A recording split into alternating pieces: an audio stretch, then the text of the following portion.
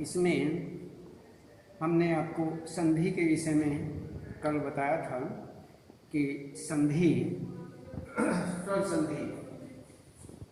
स्वर संधि के भेदों तक हमने आपको दीर्घ संधि के विषय में बताया कि स्वर, ये संधि जिसे कहते हैं, संधि दो ध्वनियों या वर्णों के मेल से जो विकार या परिवर्तन होता है उसे संधि कहते हैं। जब हम उन्हें जोड़ते हैं तो संधि कहा जाता है। जब उन्हें हम पहली स्थिति में रखते हैं, अर्थात उनको अलग अलग रखते हैं, अलग अलग करते हैं, तो उन्हें संधि विच्छेद कहते हैं। तो वर्णों को, अलग अलग वर्णों को एक जगह करना संधि कहा जाता है और उनको अलग अलग करना संधि विच्छेद कहा जाता है। यही इसमें बताया गया है कि यहाँ पर इसमें ये संधि के संबंध में यही हमने आपको बताया कि संधि, और कहते हैं संधि के तीन भेद होते हैं, स्वर संधि, व्यंजन संधि और विसर्ग संधि। तीन भेद बताए गए हैं, स्वर संधि, व्यंजन संधि और विसर्ग संधि। तो अब इससे आगे हम बढ़ते हैं और इसमें देखते हैं कि स्वर संधि अलग अलग सभी के भेद। इसमें सबसे पहले हम स्वर संधि के विषय में देखते हैं कि स्वर संधि जो है, स्वर संधि के कितने भेद होते हैं। तो स्वर संधि के भेद दीर्घ संधि, गुण संधि, वृद्धि संधि, यण संधि और अयादि संधि, ये इनके गुण माने जाते हैं, अर्थात ये इनके भेद हैं, अलग अलग भेद हैं। सबसे पहले हम दीर्घ संधि के भेद के विषय में हमने आपको बताया कि दीर्घ संधि जो है, दीर्घ संधि ए आ जो है, इसमें कहते हैं कि दीर्घ संधि जो है ए आ मिलकर के, हमने आपको पहले बता दिया था कि ए बराबर ए जमा आ बराबर आ जमा आ बराबर आ। इसी प्रकार से ई का है, ई छोटी छोटी, ई जमा ई बराबर बड़ी ई, छोटी बड़ी बराबर बड़ी, या बड़ी बड़ी बराबर बड़ी, या बड़ी छोटी बराबर बड़ी। तो इसी प्रकार से वो भी इसी प्रकार से है। सभी वर्ण जो हैं, स्वर वर्ण जो हैं, जब भी समान वर्ण स्वर वर्ण आते हैं तो उनकी वृद्धि हो जाती है, वो बढ़ जाते हैं। तो यही हम यहाँ देखते हैं और यही हमने आपको बताया। इसमें सबसे पहले इसका आपको ये उदाहरण बताते हैं कि स्वाधीन, स्वाधीन के बाद और अन्य उदाहरण भी हैं, वो आपको बताते हैं।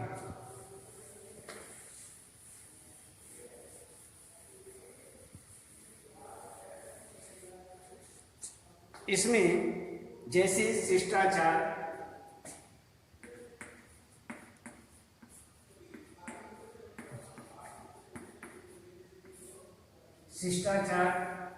इसमें शिष्टाचार के अंतर्गत शिष्ट जमा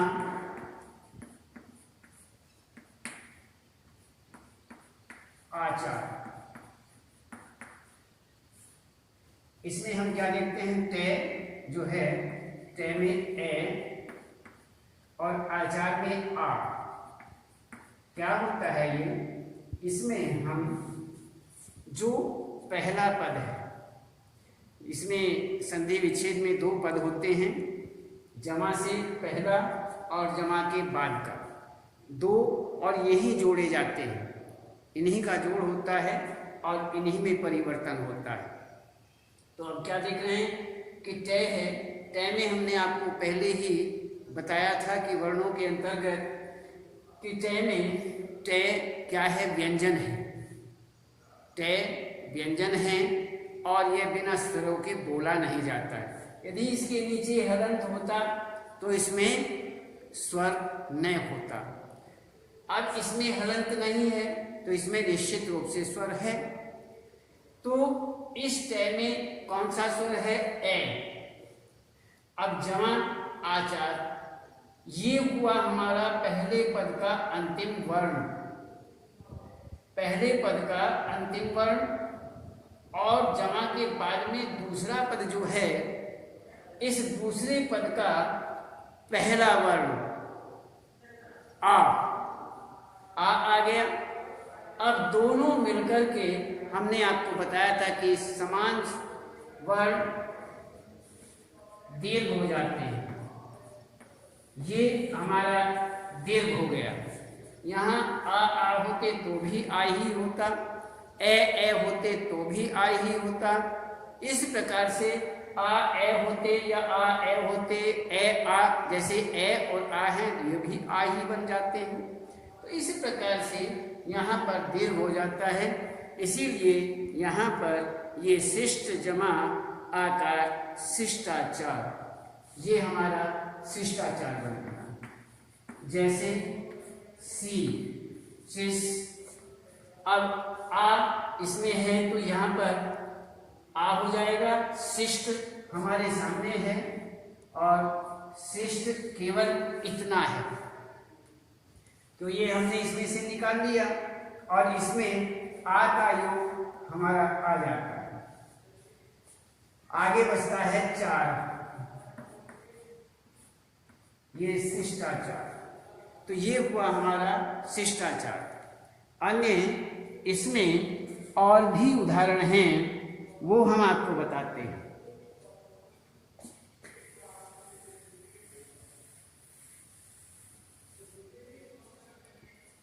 इसी ही प्रकार से आ का हम देखते हैं महानंद।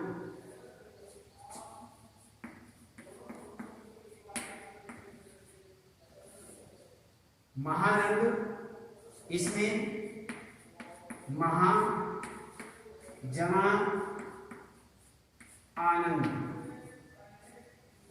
अब हमें देखना है इन दोनों पदों में पहला पद का जो अंतिम वर्ण है वो है आ, दूसरे पद का पहला वर्ण जो है वह भी आ। दोनों आ हुए। यहाँ की आ पहले पूर्ण पद का पहले पद का अंतिम वर्ण आ और दूसरे पद का पहला वर्ण आ और आ मिलकर के आ बन जाता है। आ बन गया। तो यहाँ पर अब इसमें यही संधि है, ये इसका पूरा अर्थात संधि है, ये संधि विच्छेद है और कारण आ मिलकर के आ बनता है। तो यहाँ पर हुआ महाजमा आनंद। इसी प्रकार से अन्य भी उदाहरण देखिए।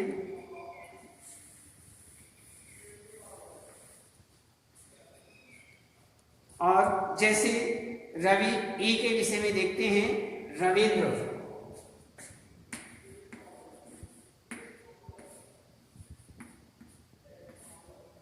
रवि जमा इंद्र, रवि जमा इंद्र। अब इसमें यहां पर छोटी ई, यहां पर भी छोटी ई मिलकर के बड़ी ई बनता है।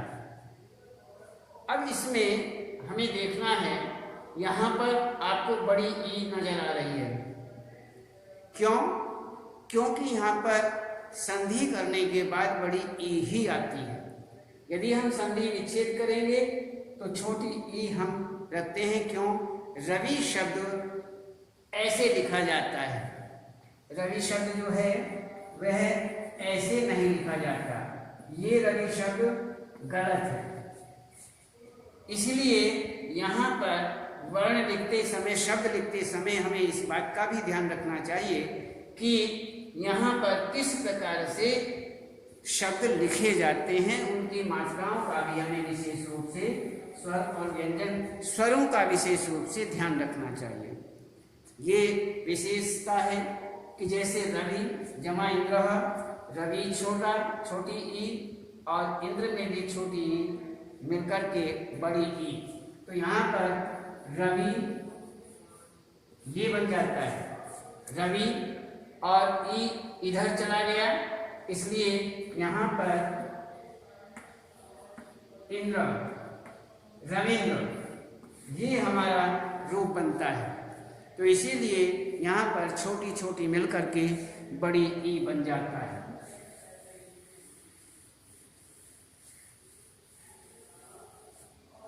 इसमें अब ये तो हुआ, इसी प्रकार से और भी उदाहरण हैं, आप अच्छी तरह से इन्हें देख लेना। और जैसे गुण संधि, अब हम गुण संधि के विषय में देखते हैं। ये तो हुआ आपका गुण संधि, ये जो हमने आपको बताया है ये हुआ आपका दीर्घ संधि। अब हम आपको गुण संधि के विषय में बताते हैं। ए आ के बाद ई आए तो ए हो जाता है। ए आ के बाद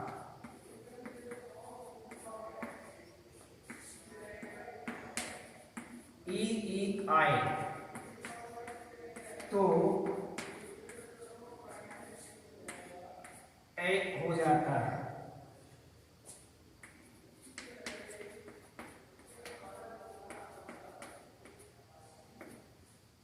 अब इसमें और यदि ए आ के बाद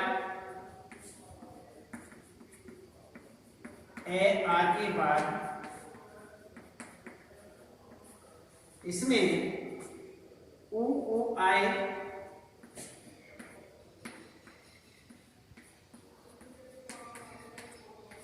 तो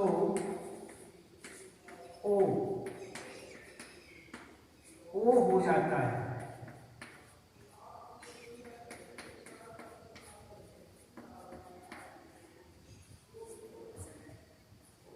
और यदि ए के बाद ए आ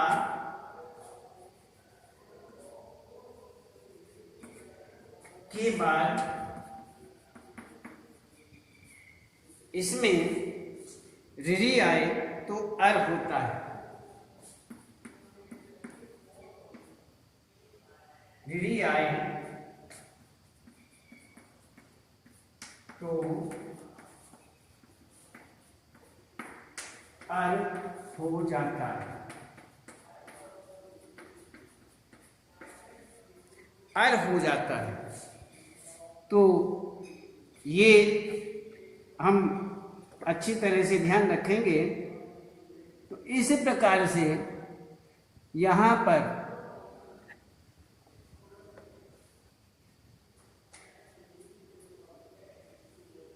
तो इसमें ए आ के बाद ई आए तो ए हो जाता है।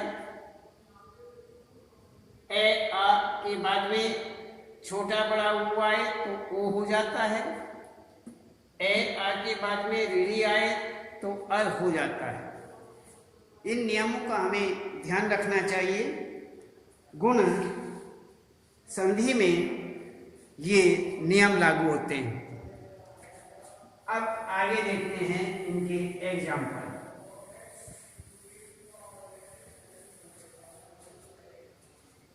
इसमें इसी को हम गुण संधि कहते हैं, जिसमें इस प्रकार से तो जैसे ए आ ए जमा ई बराबर यहाँ पर ए। हमने पहले ही आपको बता दिया कि ए या आ के सामने यदि ई छोटी या बड़ी आ जाए तो ए बन जाता है। तो इसमें आगे देखते हैं स्वेच्छा। जैसे स्व जमा स्व जमा इच्छा।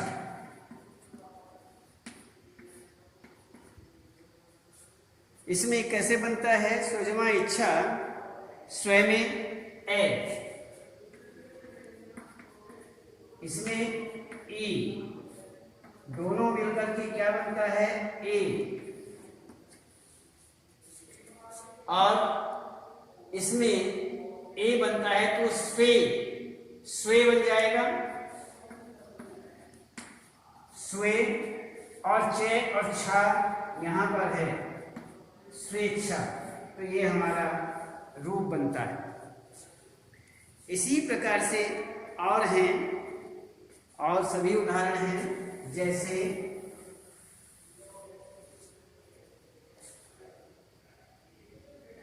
जैसे उमा जमा ईश। इसमें सबसे पहले हम देखते हैं आ, पहले पद का अंतिम वर्ण आ, दूसरे पद का पहला वर्ण ई बराबर क्या बन गया? ए।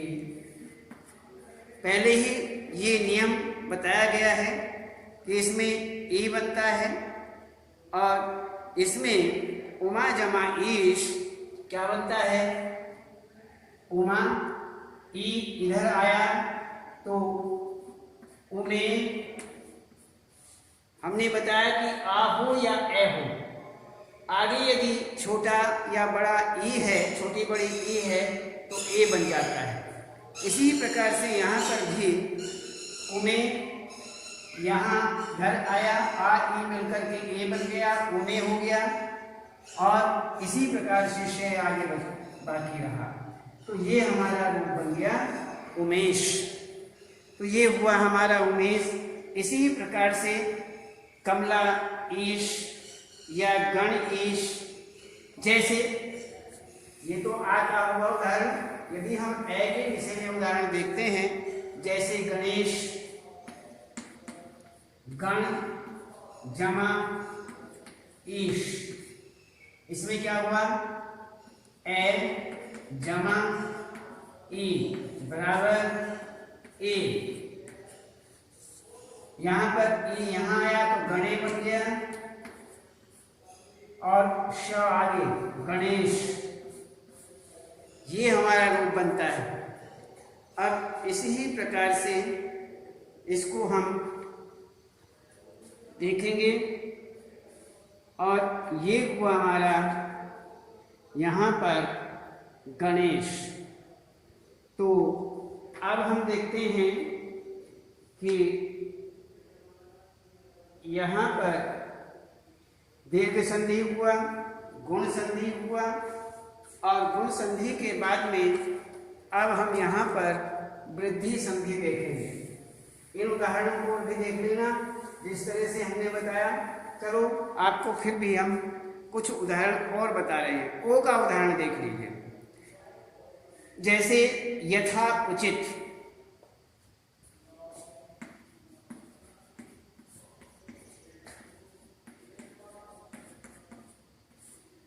यथाउचित में आ जमा ऊ। हमने आपको बताया था जहां ऊ का प्रयोग है वहां ओ बन जाता है, वहां ओ बनता है। ये हमारा रूप बन गया। आ पहला पद, पहले पद का अंतिम वर्ण आ, दूसरे पद का पहला वर्ण ऊ, तो दोनों मिलकर के नियमानुसार ओ बन गया।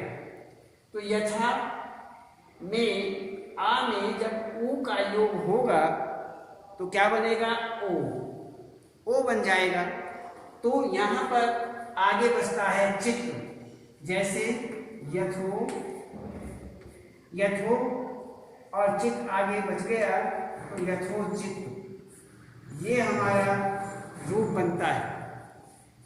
तो इसी प्रकार से अन्य भी देख लीजिए। अन्य उदाहरण के आधार पर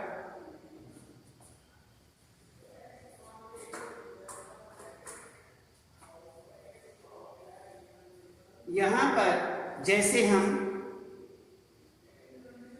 अर का देखते हैं, ए आ, जैसे बसंत ऋतु,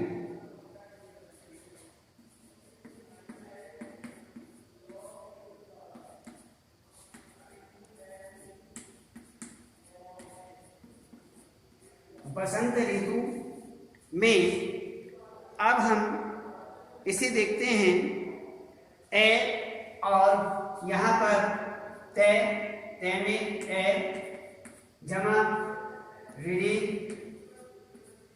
ये दोनों मिलकर के बनता है अर, अर बन जाता है।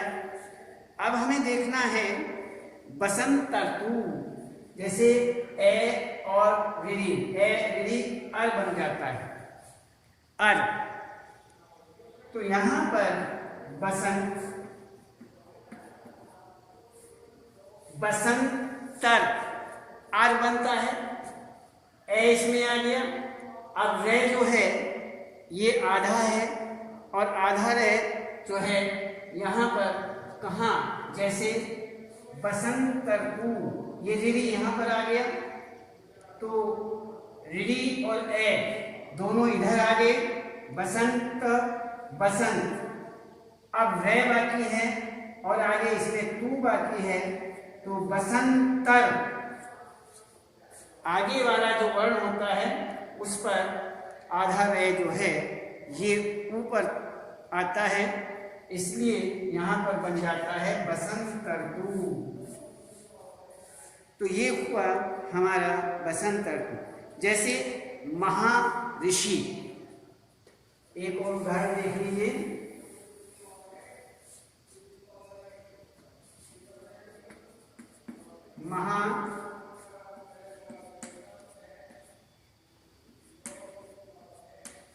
महाऋषि, इसमें महाऋषि में अब यहां पर कौन सा है, आ, फिर है ऋणी, दोनों मिलकर के बनते हैं अर, अर बन जाता है। अब इसमें महा, महा में अर, महा, महा में अर का प्रयोग,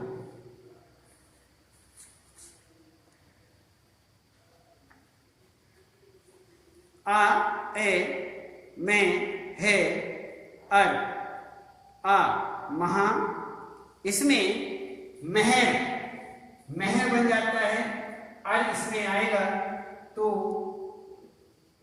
आगे शी है, तो ये हमारा सी आ गया।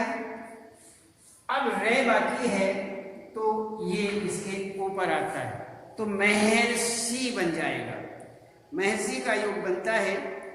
इस तरह से आप इनको करेंगे तो आप अच्छी तरह से ध्यान रखेंगे और इससे आगे हम आपको फिर बताएंगे।